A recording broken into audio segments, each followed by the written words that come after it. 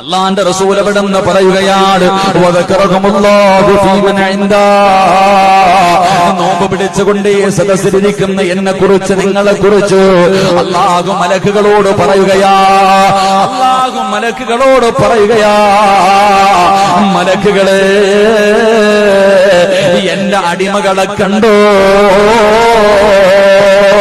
നിങ്ങളല്ലേ പറഞ്ഞത് ഇവരെ സൃഷ്ടിക്കരുതെന്ന്, എങ്കിലും നിങ്ങൾ നോക്ക്, അവൻ ആർക്ക് വേണ്ടിയാ പട്ടിണി ഇരിക്കുന്നത്, അവൻ ആർക്ക് വേണ്ടിയാണ് നോമ്പ് പിടിച്ചിരിക്കുന്നത്, അവൻ ആർക്ക് വേണ്ടി എന്ത് കേൾക്കാനാ അവൻ പോയിരിക്കുന്നത്.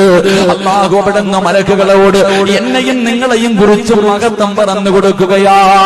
അല്ലാഹു നമ്മളെ കുറിച്ച് മഹത്വം പറയുമെന്ന് പ്രവാചകൻ പറയുമ്പോ ഈ സദസ്സിലിരിക്കുന്ന പെണ്ണ്, നിന്റെ മക്കള് നിന്നെ ബഹുമാനിക്കുന്നില്ലെങ്കിലും, നാട്ടുകാര് നിന്നെ ബഹുമാനിക്കുന്നില്ലെങ്കിലും, മലക്കുകൾ നിന്നെ ബഹുമാനിക്കുന്നുണ്ട്.